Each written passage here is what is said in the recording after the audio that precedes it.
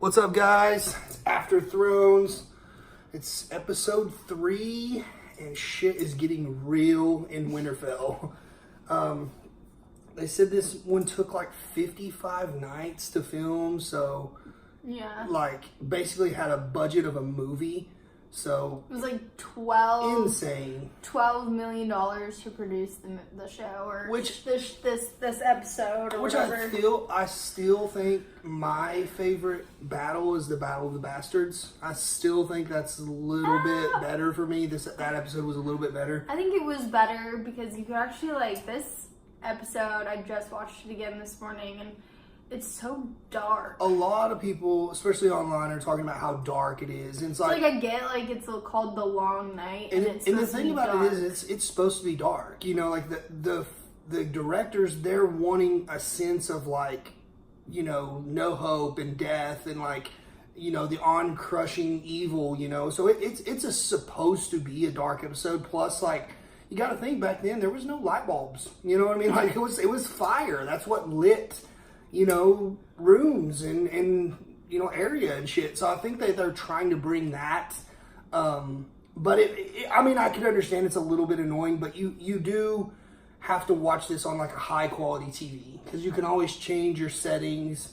And I put ours on like vivid mode or whatever, and it was fine. I mean, when we were watching it the first time, I didn't have no issue, but you know, she was watching on a tablet, so. You know, it's one of those episodes where you need to kind of watch it on, like, a higher quality TV. But Yeah. In the episode, what do we got? Before the battle, it's kind of like you just see everyone standing there waiting. Like, they're not going to charge at them. They're going to have to, you know. And it's kind of just like everyone's like, you can tell the terror. Everyone really is just, it's pretty quiet. And Game of Thrones, one thing it does really well, I think probably better than any other show, is that you don't even have to have dialogue. It's just the looks that other actors give. You know, Tyrion looking at Sansa, or, you know, Varys looking at Tyrion. You know, just the looks that these actors are able to portray says a lot. It says more than any dialogue ever could. And I think they're just basically shitting their pants. I mean, this has been, you know, the big bad for ever since we started this journey 10 years ago. Well, you know? I think it kind of has become a reality when more than just one person or has seen them. And it's absolutely, like, it's like they were always like a bad joke or a figment of people's imagination, or like a nightmare to tell your kid or to tell kids, and now it's like this is reality. It kind of was. This is like, you know, it's like they're real. They're like campfire story or something. You know, the reality. They're like they've been there, and now it's kind of like they're here. Yeah, and it's kind of funny, like going back to even like the first seasons when old man or old ma or whatever the little old lady that took care of Bronn when he was in bed. She told him about, you know, Macumba, the blue-eyed giant. We live in his eyeball and shit. And like the giants and ice spiders and direwolf. It's all true. It's all true. So who knows? Maybe at the end of the show, we're gonna be in a, you know, they're gonna fast forward and pull out, and then we're gonna be in an eye of a giant, because like everything that she said has basically come true. Yeah. Well, you know, so that was pretty cool. With that being said, you know, I was just thinking about, you know, it happened in the episode, obviously. Melisandre, where has she been? She kind of like got banned from Winterfell, and now she comes back for a purpose. And that was really awesome. Like when she's just like, you know, hold, you know, what does she say? Hold you up speak your your sword. tongue, you know, You speak tell them their to tongue. hold the swords Ask up. Jorah And then to talk, tell the Dothraki she touches the sword and then just all of them. Because I mean, obviously that was like, okay, shit's about to get real. Like we're about to fuck some shit up. Yeah, and obviously you get excited. You're like, Yeah. okay, like maybe they have a chance. I mean, you got to think Dothraki in the open field. Yeah. They slaughter. Yeah, and now they have.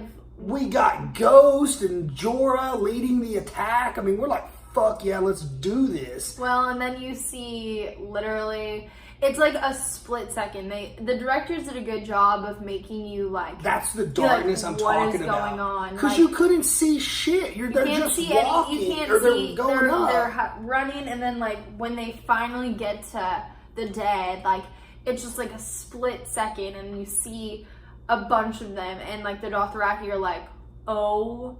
And like literally, you can see from the outside the way lights, they did the it. lights literally start like there's awesome. Hundreds or thousands, and now it's like dwindling down to literally 1, 2, 3, and then it's gone. They're all you gone. see Jorah retreating and the Dothraki retreating, and you're like, horses, and you what see the fuck just happened? Yeah, and that's now after that, you know, they that was kind of like a.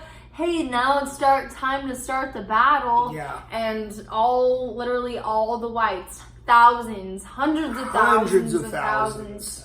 Like giants, fucking, you know, you got the white literally zombies. It's like a wave. Everything. It's like a wave. That's the best way to describe it. Look, if you've ever seen World War Z, it's almost like they just pile over each other. Like, it doesn't matter. And it literally was, like she just said, like a wave. I mean, they you see the Unsullied just trying to stand their ground, and you just see them, like, all these whites go over them. Not even through them, over them. And like, the line just gets closer and closer and closer to the battle brigades. And now, you know, you've got Jaime and Brienne and Tormund, like, on the front line, and they're now all attacking, and they're trying to keep it together, fight off, but they literally cannot. They cannot. No one in their right mind can kill that many whites within that span of time. And this is kind of when the plan goes off the rails, so because now, Dany, you know, gets emotional. She sees the Dothraki dying, and she's like, you know, the dead are already here. You know, our plan is fucked. Basically, gets on her dragon and goes away. And you know, Jon's like, well, fuck the plan. Gets on his dragon and flies. And you know, they're like, okay, this is our best hope, is we've got 2 dragons against 1 ice dragon. You know, that's the key. They're going to lure the Night King with Bran and attack him. And so, you know, we see them, you know, kind of like trying to find where the Night King is, and they're going and they're trying to rain fire. Like 45, it seems like 45 minutes, and you literally have not seen the Night King once. You don't see him until Bran wargs into the crows, and he finds him with the crows, and he's just sitting back on his dragon, just chilling, and he's just, you know, and all of a sudden the whites start. Well, no, before that, everyone's like done. They're like, we have to retreat. We have to obviously they fall back. We have to go back into the castle. Like, there's no way. Oh, this is another point where Melisandre comes in and like literally saves the day. They're like, pretty much. yeah. Well, she's saved the day quite a few times. No one can light the wood is wet. Yeah, and it's cold. It's cold. Freezing. And so she comes out. The Grey Worm's like, I don't know what to do. Like, what should we do? Like, they're like, let's light the trenches, and they literally cannot light them, and everyone's like, what do we do? So people are trying to run out there to light it with like hand fire and just like getting demolished. So the Unsullied basically make a little box around Melisandre and let her go in and touch the wood. And she literally, like 5 seconds before she's about to get I thought attacked, she was done. I was like, it's not gonna work. It like lights all the trenches, like. But with that being said, like, you know, everyone's in the castle at this point. So the only people that are actually on the field are a few like stragglers and Unsullied, and Dany and Jon just on their dragons. And like now they're trying to be like, okay, now if we take out some of the generals and we can find the Night King. Right. But with that being said, they control like ice and wind and storm, and like literally like make both of not only Jon and Dany like blind, they make it's like snow blindness. Like they're flying blind basically. Like the dragons go in and, like I said, start trying to rain fire on the dead. They literally end up running into each other. Yeah, it's just crazy because they're it's like, literally you think, trying how would this really go down? That's how it would go down. If you're a dragon and you're a rider and you're in a blizzard, you can't see shit. So Jon finally gets like the dragon on the castle. Like he's standing there. Dany's still out there trying to they light the trenches. She finally like sees where she's going, and all of a sudden, well, there's the Night King. Yeah, he comes, and like you said, he makes basically he's basically calling the shots from his dragon up in the air in the clouds. Well, and literally, so they realize that they can't get around fire. They'll die. Like literally every single white that pass through, hundreds of thousands of whites just standing. Every time they pass through, they'll die. So the Night King, with his little magic of he just controls. Tells them to make a bridge basically over each other, throw themselves on sacrifice themselves, and there's just too much, and it makes perfect sense. And it's it literally just like opens up when they were waiting on the ice, when they were all waiting, and then they figured out a rock can slide on this ice, so can I walk, and then it was just all hell broke loose. Exactly. I mean, they're gonna find a way in, and it's even to the point to where, okay, they're standing here and the Night King doesn't say that. They could stand there for hundreds of thousands of years. These guys don't die. They don't need food. They don't need nourishment. They don't need training. They would wait out whatever. I mean, so you cannot beat them. And at this point, I'm like, we're fucked. We're totally fucked. And then you just everyone see, in the castle is dead. Yeah, you see everybody. Sansa goes down to the crypt, and now Arya is she uses her new weapon, she's fighting everyone off, and you see the Hound basically get, terrified. He just can't handle fire. The dude It's not even just fire. the fact of that. I think it's the fact that he knows that they're not going to win, and I don't think he's never been that type of person not to win. Well, what does he say? He's like, you can't fight the dead, you dumb whore. Barrack, he's come on, we need you. And he's like, tell that to her, tell that to Arya, and that's the only thing that keeps him going. Yeah. So now Arya's running around the castle, which I will say that was a pretty cool little sequence of just Arya. It's almost like video game kind of you're it's like a sneak through, and she's literally trying to get through the castle without being killed, and there's hundreds of whites in the castle, and she's just sneaking, and you think every other second she's getting caught. But I mean, like I was saying, she's a master assassin. She knows how to be quiet. She knows how to be stealthy and invisible. And then right when she turns around and she's literally going toward the door, there's a white, and she just jams dragon glass right in her mouth, and it just doesn't even make a sound, just dies on her, and she lays it down. And basically, Barrack saves her life because she's going in, and she gets attacked, and he throws his flaming sword at this white, and that kind of dooms him out. Then we figure out, that's why he has come back so many times for this moment, and that's what Melisandre said. She's like, he served his purpose. Exactly. His purpose was to save you, and then we find out why is because she's the one to do the deed, but we'll get to that later. We finally get the dragon fights, and that's, I love the dragons. This is one of the reasons I love the show. The dragon on dragon, it's kind of sad because, Viserion and Rhaegal and Drogon, they're fighting their brother, their undead brother, but I mean, they have no choice. But the Night King, just like always, he's one step ahead. Well, he's one step ahead the entire time. With that being said, he falls off. Basically, the Night King falls off the dragon, and then obviously Jon falls off the dragon as well. And both the dragons, not Drogon, but both the other dragons are messed up. Yeah. They're cut up, eaten half. The dead dragon has half of its neck cut open. So it's fire is just spewing out uncontrollably. And so you're okay, we know the Night King isn't dead, that he fell off the dragon. You can see he just kind of falling I'll see you in a minute. Exactly. He's not panicked So he at gets all. up, and so Daenerys is on his dragon, and she sits there and she thinks, okay, if most whites can be killed by fire, this guy can get killed by fire. It was one of those moments where you're like, Dracarys, and you just in your mind you're like, this is it, he's done.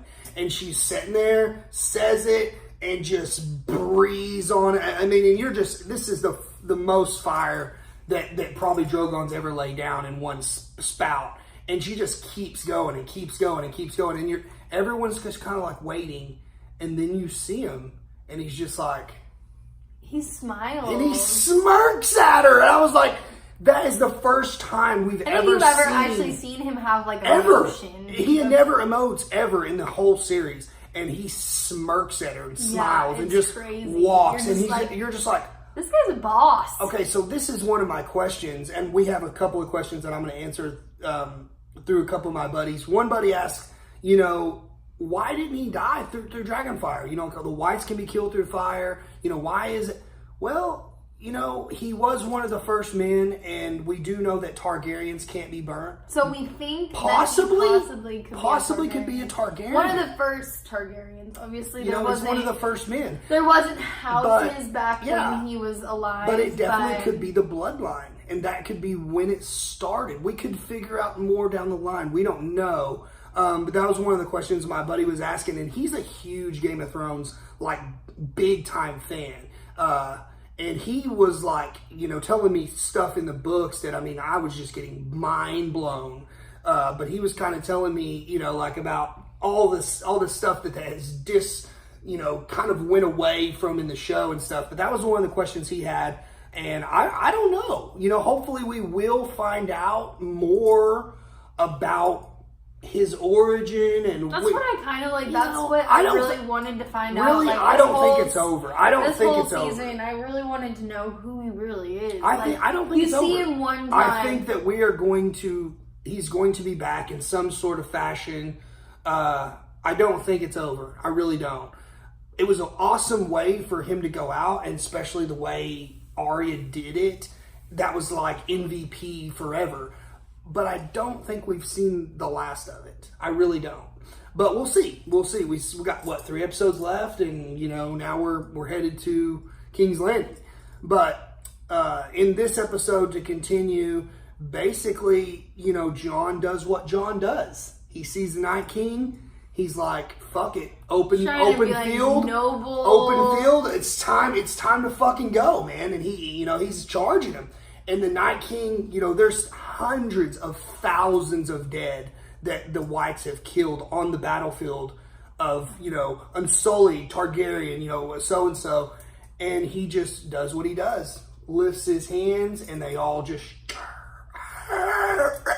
just start coming alive. And you think Jon, at one point I was like, Jon's going to make it. Because he got really fucking close. But there's just so many, and they just start kind of covering the Night King. And he's just like, see ya. And just walks. And you're like, fuck, Jon is dead. This is the end of Jon. And, of course, Dany saves his ass, Always. But they start getting on Drogon, like the whites. So they start stabbing I was having a panic attack because out of him. I thought he was done. Because there's probably 100 on him, just stabbing him, and you can tell he's hurting. Kicks off Daenerys. Daenerys gets off of him, and basically he starts flying up and trying to shake him off like a dog. He's literally that's exactly basically like a dog, like with fleas. Yeah, exactly like that. Get him off, and now you're like, okay, Daenerys is about to die. Because she's in an open field. Jon's in the open field. They're surrounded by whites. And obviously Jorah saves her ass. Yeah, again, Jorah is always, no matter, what, he's always there for her. Mm-hmm. And he's come to the point where he's accepted that she's not going to love him back the way he wants to be loved. But his heart is hers. His sword is hers. His mind, his soul, his body is hers.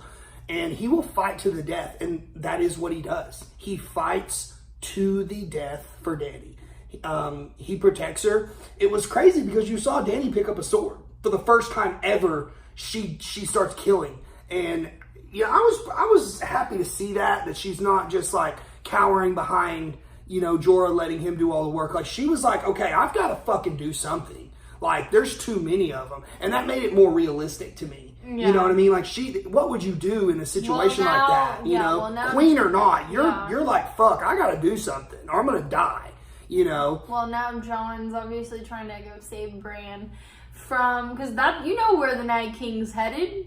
And obviously, Yeah. like... And what gets me is he's like Jason. Or like, he literally is like walks. like, I'm sorry, he but walks this everywhere. Guy, this guy is like a boss. He literally... He walks in there like, no big deal, I'm the man. Yep. I'm the motherfucking Watch man. out. Watch out. Like these people, he's like, it's no big deal to him. The entrance was so G. Like, he is the villain, but you can't kind of help but root for him because damn, bro, yeah, you're awesome. all these whites are just standing there, and then he's got the generals. Like, why couldn't you have like walked and in the like that generals way? Separate, and he just kind of walks in and just like is like, couldn't like go do that to like Cersei, like, you know, you're just like, oh right, yeah, exactly. Like I said, who knows? Who knows? But with that, so now obviously, I don't know. He doesn't like Theon. I've lost all love for always, Theon. I'm sorry. I think this is like what redeemed him. He's redeemed. He's redeemed for sure. He literally, you know,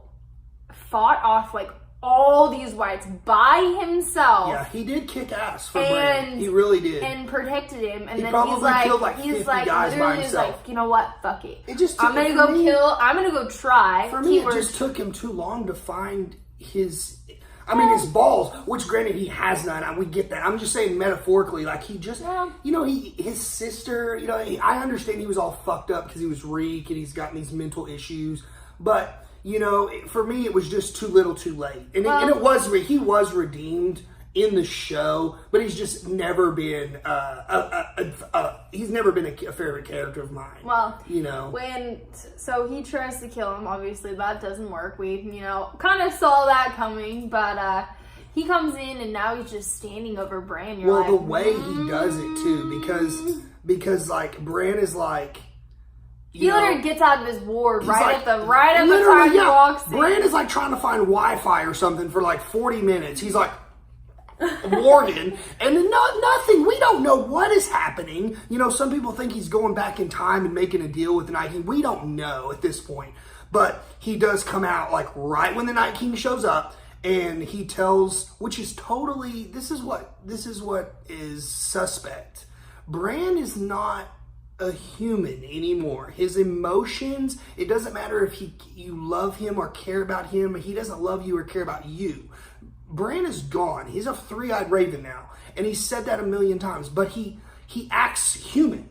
He's like, Theon, you know, basically Theon's like, I'm so sorry for what I've done for you, you know, and he's like, what you did led you here, and he said, you're home. You're a good man. Oh, sorry, hold on, technical difficulties. There we go, we're back.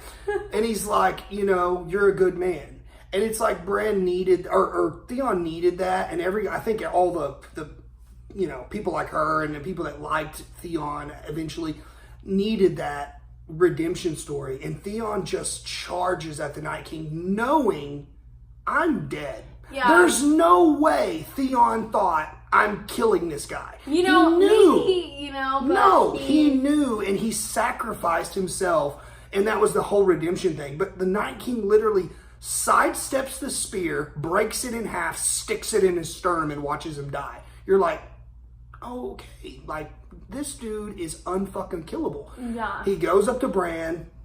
He like walks so slow. And yeah, but the thing about it is like, he doesn't look like he wants to kill Bran. He's not in a hurry. So like I said, there's all these theories that they made this pact and he's like, I have to kill you or I have to make a show of this. I don't know, but it's still very confusing for me, this whole little part, because he doesn't look like he wants to kill him. He's not in there like rage and shit. It's like, yeah, okay, I'm about to take you out. The thing is, he doesn't really have like.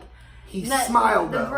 He smiled though. He does have emotions, and he does emote, and he does have some sort of purpose, and we still don't know. But to me, Bran does this little bit of foreshadowing. He looks down at his heart and looks back up at the Night King, and then you get the fucking moment, and you just kind of hear and like one of the ice generals looks back, and it's already too late. Arya's flying through the air, and he fucking turns around perfect and catches her by the neck, and you're like, okay, she's done. She's done. He's got her by the hand and the neck.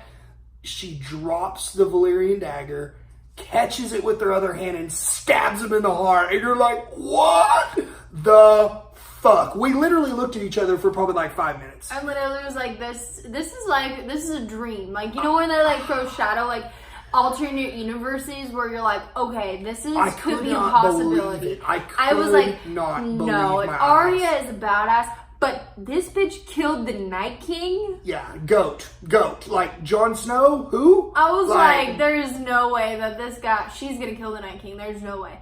And he literally just shatters into ice. And like all his generals.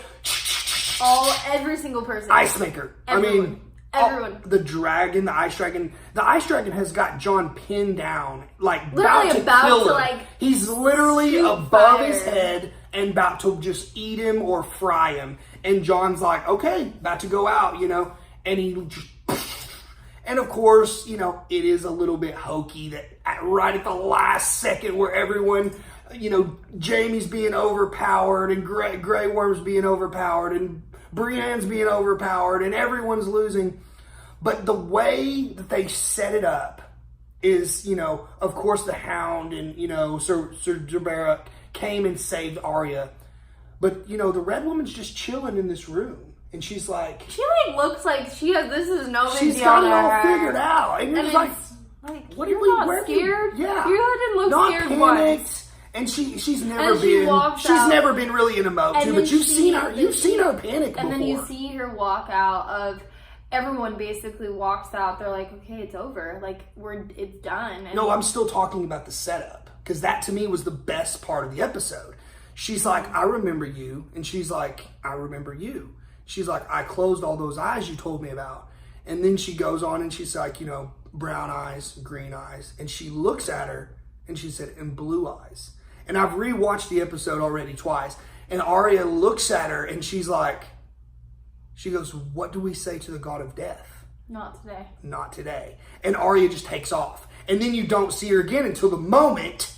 And you're like, oh my God, it all makes sense. The whole time, Melisandre knew, and she let Arya live, and that's why the Lord of Light brought Sir Beric back so many times, is for this moment. And the way they did it, a lot of people just don't like, oh, the Night King didn't get justice. I don't think he's done. I think we're going to see more of the terror that is the whites but it could be. And if this is, to me, it was an awesome end. Yeah, but I didn't expect it like so early. Well, you know, we only have 6 episodes this season. I know, but I expected it to be like and I thought either like the last episode or like the second to last episode. I thought this would at least be a 2-episode battle because they had a 55-night shoot. And you're like, okay, this battle is going to be 2 episodes long. And you think it is because at the end, they're setting it up. Everyone's pinned. Everyone's, you know, about to die. And they're playing the music. And you know when Game of Thrones plays the ending music, the episode's about done. And then Arya comes through like fucking Jordan with a Valyrian steel blade and does the little dagger trick. We heard about it. It was just so awesome. I was blown away about it. But then, yeah, like she said, you know, everyone just like, they're in shock almost. Like, we don't even know what to do.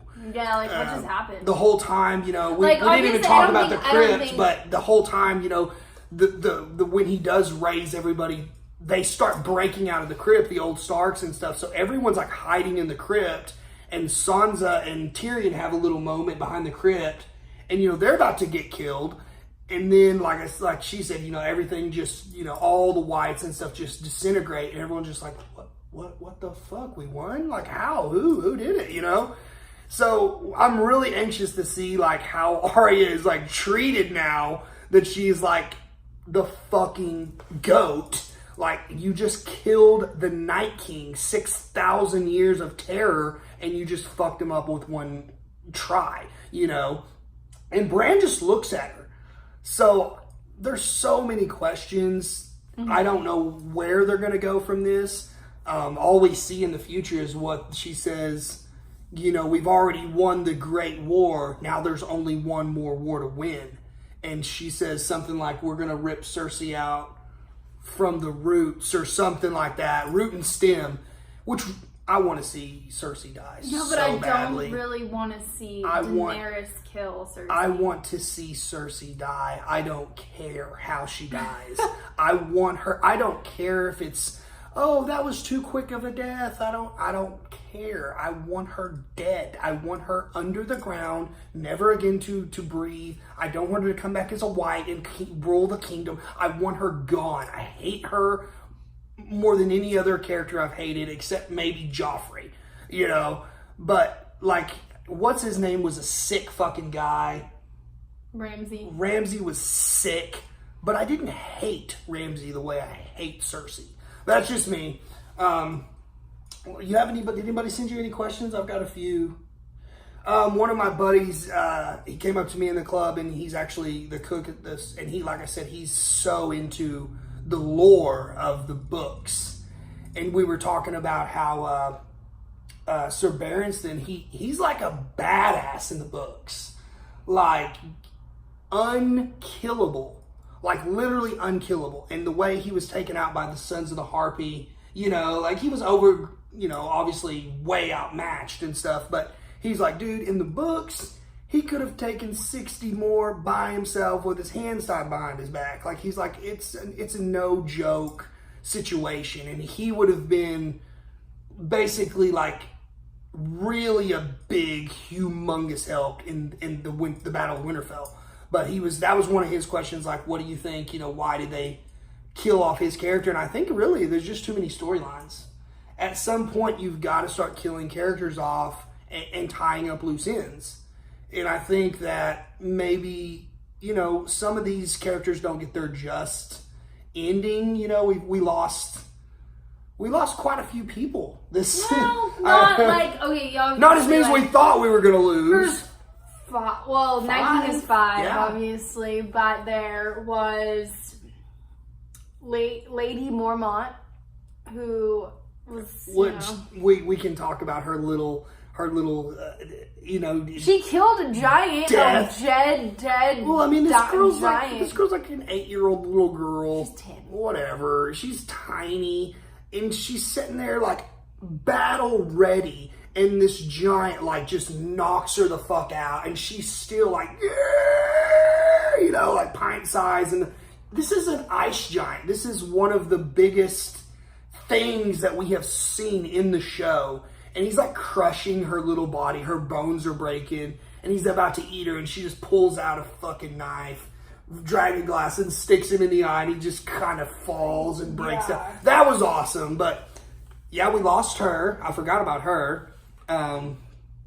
Obviously, we've already talked about Sir Baron, or how do you say it? Sir Barristan?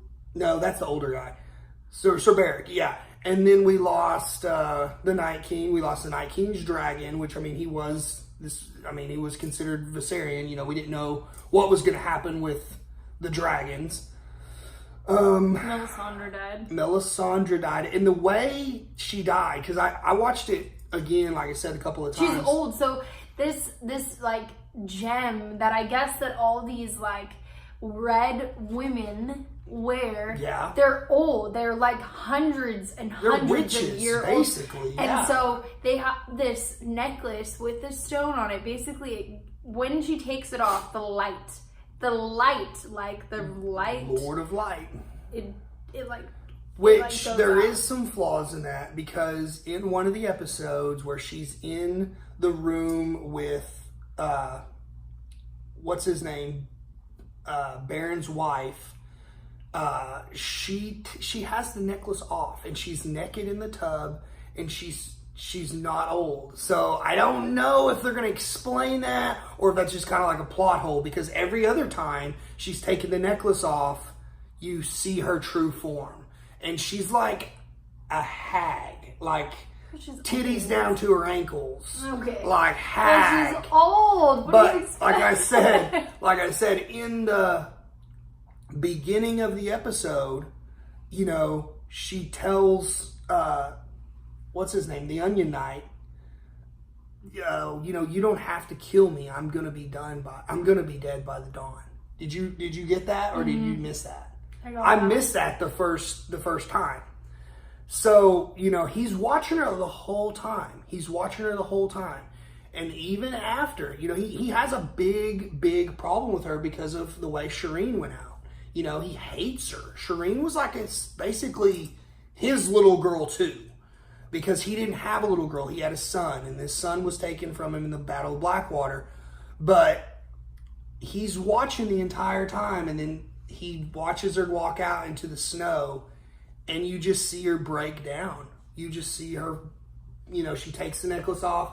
You see the light leave the stone. And she just breaks down. And just falls over and dies, you know? Yeah. And I thought it was a cool way for her to go. But we've already seen there's more red women in the show. So I don't think we've seen the last of the Lord of Light or that type. But as far as Melisandre goes, as far as we know, she's gone. But yeah, that was probably the only questions that I had. I'm really excited for the next episode because hopefully we're going to get a little more explaining of what just happened.